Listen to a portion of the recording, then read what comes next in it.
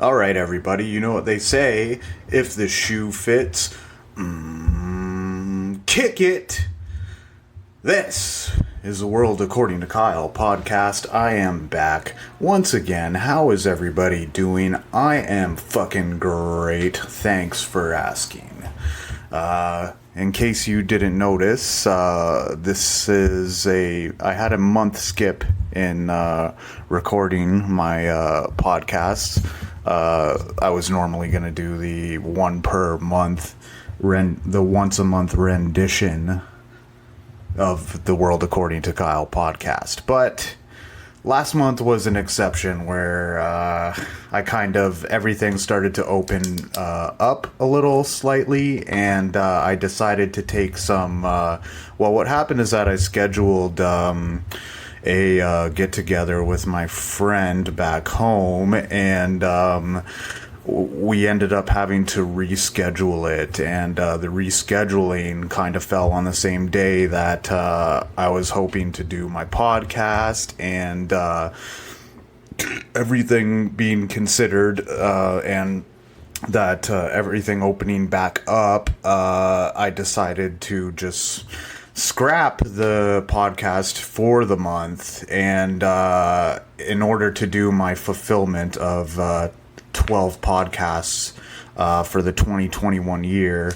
I made the executive decision here at TWA2K to put out a greatest hits for my 12th feature. I'm just going to kind of use that as an excuse to do my year in review and kind of go over everything and compile together some of my spicier takes and better content, and just to have it out there, because I've been seeing some stuff pop up recently, especially in the field of sports, where they want to see submitted speaking for get hired by podcast companies and stuff. So I was figuring, especially my takes on sports, I could isolate and have like a greatest hits TWA2K sports and greatest hits of TWA2K regular show, and if you have listened to any of my shows, you will know that I spend the first segment talking about giving a rundown on the news and whatnot, and popular events, popular culture, etc. And then the last segment of the show, where we go and do a sports section, sports and reality. Sometimes they intersect, and I will talk about sports issues, but it'll usually pertain it'll usually be a more transcendent issue that I feel like it is necessary to talk about. It is newsworthy, etc., stuff like that. So that's what I'm gonna do, because you never know what'll pop up, and getting my name and voice out there for different situations. And so between that, wanting to do a greatest hits in general, and kind of using it as an opportunity to maybe partake in some human interaction that who knows if we'll ever have again. It was a nice little opportunity to see my family and friends, and take a weekend to kind of get used to semi-normalness, eating outside, definitely, and drinking alcohol outside, definitely not my version of normal, but some semblance of being able to see other people, and to say hi and interact, albeit incredibly awkwardly.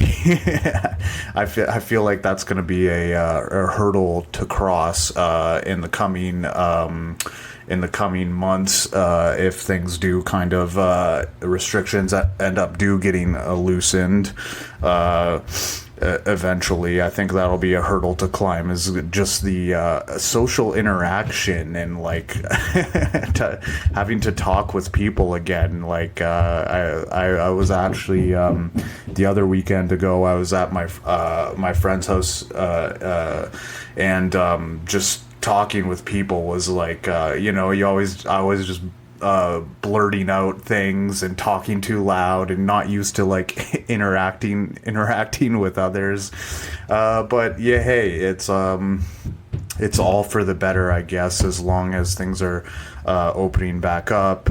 Hopefully, Alberta doesn't end up fucking spiking the cases to the rest of Canada because of these ridiculous restrictions that they are lifting to an excessive degree, I would say, to just have somebody who's tested positive no longer quarantine or no longer self-isolate and no longer have to do anything is a little bit it's a little too much right now. I mean, this is not the type of thing where you just want to rip a Band-Aid off and have it go back to completely normal. You want to kind of get your feet wet into normality first.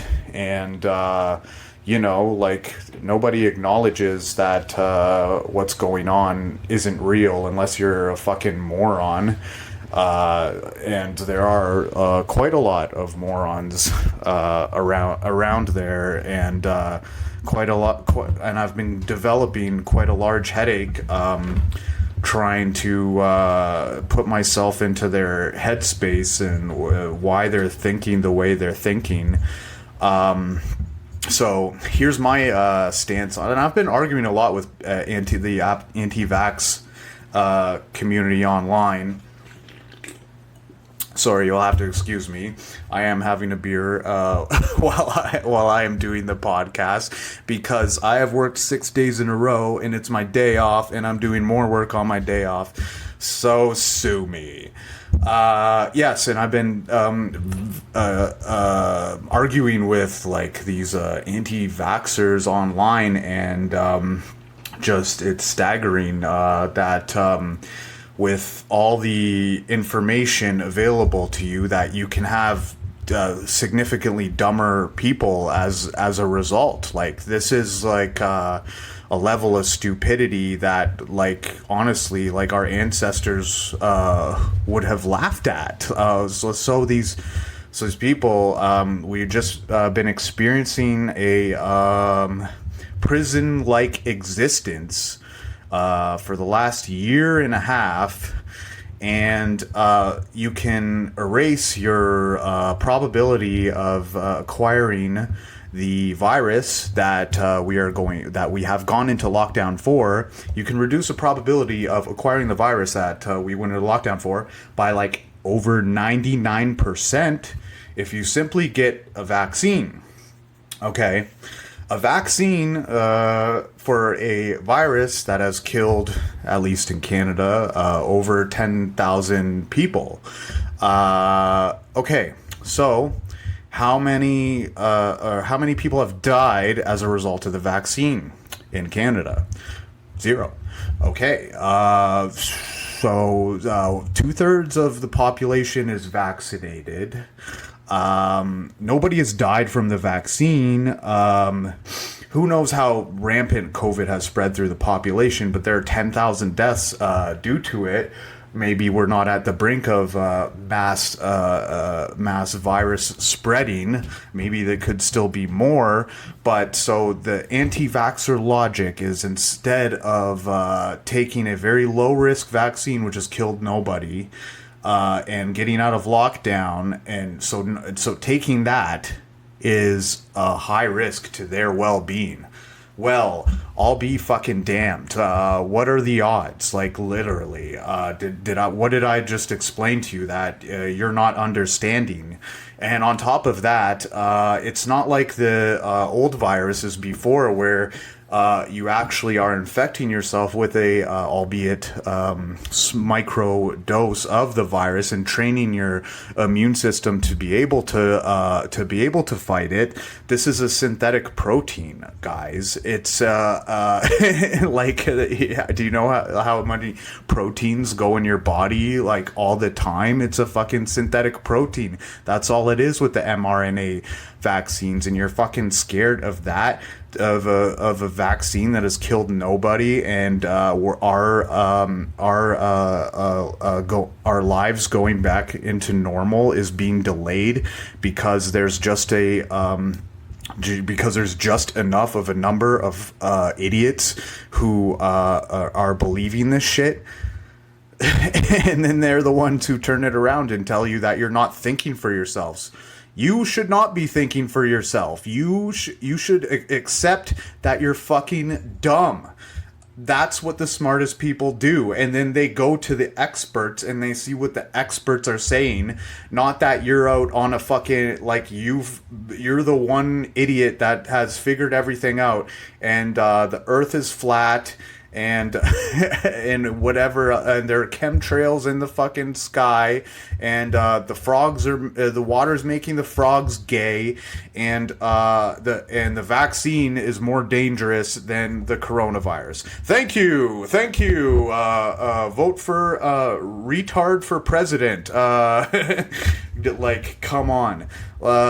And it's infuriating. I've never seen, like, the level of stupidity for this would be, we would be laughed out of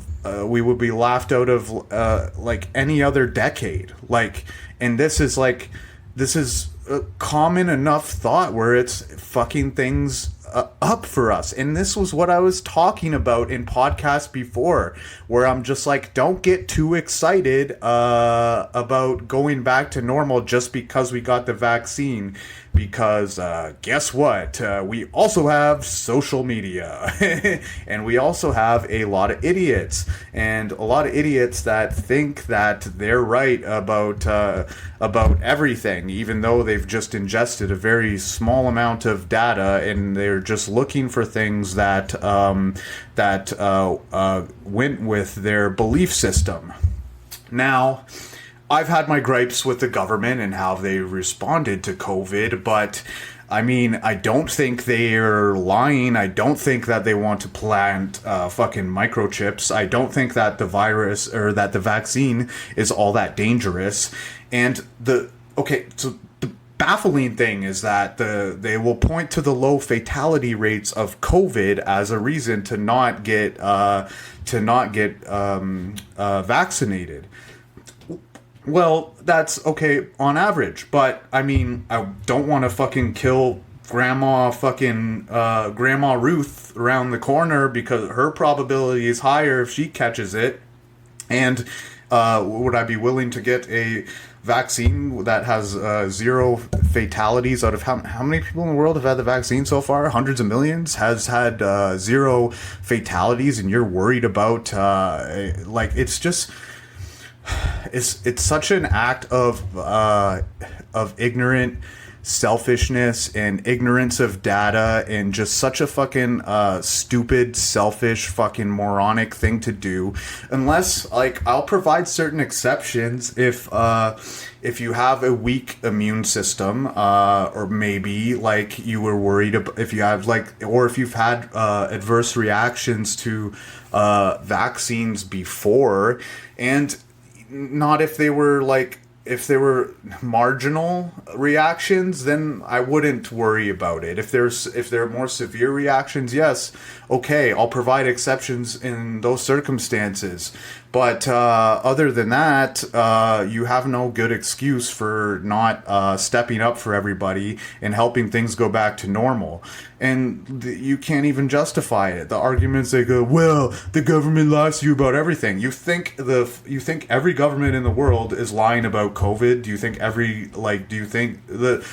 put it this way, the entire planet can't agree on nothing, on absolutely anything, period. but we all seem to agree that there's a virus going around and it's a problem and it's killing people and it's draining our fucking our medical resources.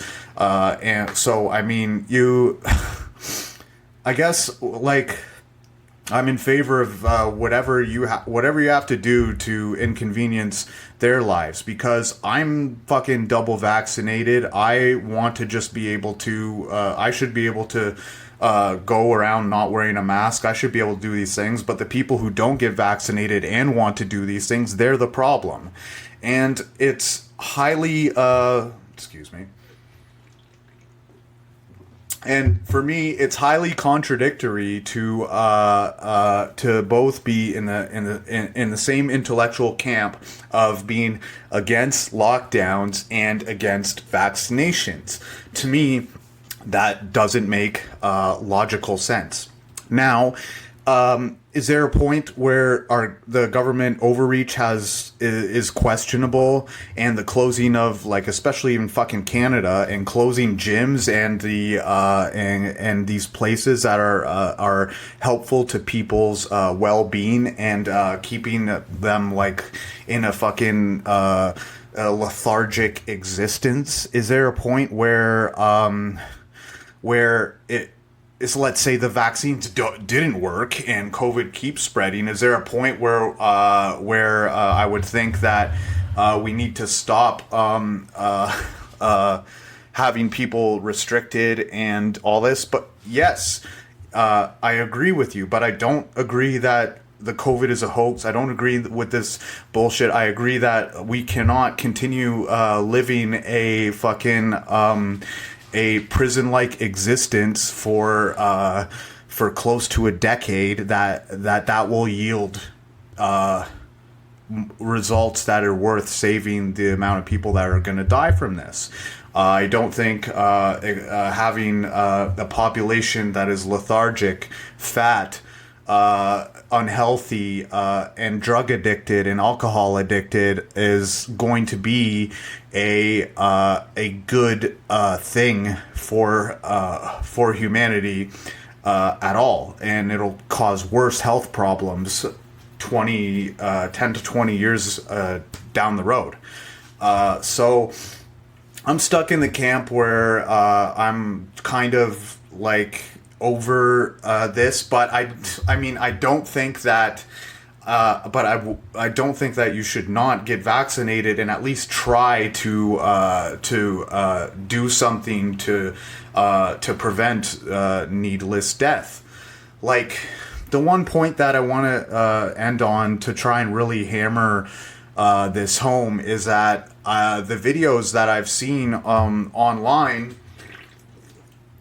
of people who have died from COVID and who have not got the vaccine, and seeing them, like, in a very deep state of regret for not having gotten vaccinated, and that maybe that thing would have that getting vaccinated would have prevented them from dying like they're going to from COVID. This I seen this black gentleman who was very big into Jesus and God, and seeing his Twitter feed before, and then he finally died. Eventually, the doctor came on and tweeted, such and such is no longer with us, he passed away. And, like, you know, he wasn't willing to admit that he was wrong, which, you know, who are people carry secrets to their death into their grave. And you know, he goes around saying glory be to God and Jesus and all that, which is good and all in and of itself, but not if it's preventing you from realizing that if you would have simply got vaccinated, you would have had a significantly better chance of not contracting the COVID virus and of not subsequently dying from it. Like, it's just really infuriating. I've never felt more I've never felt more, like, low on the future of humanity than in this past couple years, and seeing our reaction to it now. Maybe we learn from it and things will eventually become better. But, you know, I'm at the point where I'm starting to support the government wanting to fucking have passports for being vaccinated. Wow. Like, and if you know me, if you know anything about me and how, and my mind state is that I'm not too happy with a lot of the things that the Canadian government does, but I mean, for me to sit here and agree that they should be clamping down on people who are not getting vaccinated and spreading it, and is insane. And even me, I mean, and even me, I completely believe in free speech and think that YouTube and Twitter and Facebook have been going nuts with their censorship. I mean, like, it's hard to argue with the point that that there needs to be more internet censorship when like the only reason that people aren't getting vaccinated is because they don't want to be sheeple. Okay, something's a little wrong here. So yeah, and it's funny how you see people with the Bible are the ones who are like it's just, you know, what I'm against really is anything that needs an extra layer. It needs to add an extra layer of bullshit over reality, and that's what religion is effectively. That's that's how it operates. Like, I don't, you know, there can be God in that, and I'm cool with it. But I mean, for anybody to pretend like they can know is horseshit, or know that that everything happens for reason is horseshit. A lot of things happen for fucking no reason at all, like fucking pandemic outbreaks and like, I mean, what do you think? God is spiteful? Like, you think God is angry at us now? Like, it's just, I'm against anything, and it's nice to be a spiritual person, and I do consider myself a spiritual person. I believe in right and wrong. I believe in doing the good thing, but I don't believe in adding like layers of bullshit on top of reality. And I think we need to get past that. And I don't think the Bible is like the only book you ever need to read. I do not think the Bible is really providing relative insights to how people are living their lives right now. Like, if you just take a look around right now, and how the ability of misinformation, and in spite of the internet providing infinite information and infinite access to anything you can possibly know about it, how stupid people are getting. It's really unbelievable.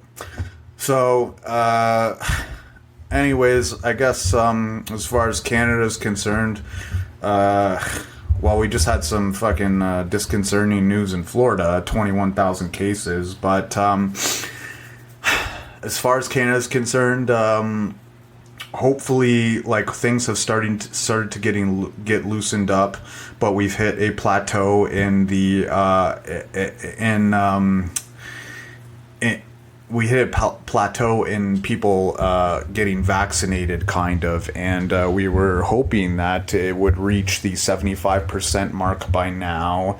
It has not. It's kind of at the 2/3 mark, and right now we're at about 200 cases a day after we have just loosened restrictions. So we're gonna see how it works out. I hope we can get the number of fully vaccinated people to at least 80, if not 85 or 90% by the time September 1st comes around. Because if not, we might have a real problem on our hands, because I don't think we realize how delicate this situation is.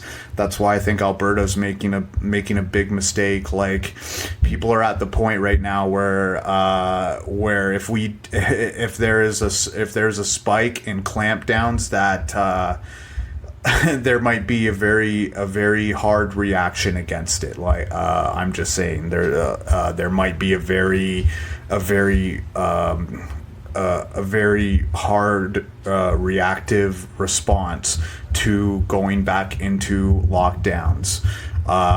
So that's why I just think that, like, you can, like, to loosen it to the degree where you're allowing COVID positive people to mix and mingle with the rest of the population. I mean, I just think that's a little bit much right now. Like, we gotta kind of, dip our feet into getting back to normal, and then hopefully we have as normal as possible 2022, and that we have semi restrictions going into the end of this year, and by the time 2022 comes around, things will be normal. I think that is kind of what we should be doing, and hopefully things will get better. I'm not a super paranoid guy that thinks, like, who is benefiting off of this? Why do you think, like, the government wants people not out and spending their money, and wants people locked down and unhappy, and they don't want this. They're losing the economy. Did you see how hard the economy went down when we had to have the hardest lockdowns? Like, do you think the government wants that? Absolutely not. So you need to really get your head out of your ass and take one for the team. And hopefully there aren't enough of you idiots around where this is going to cause a significant outbreak and ruin our lives for longer than it perhaps should.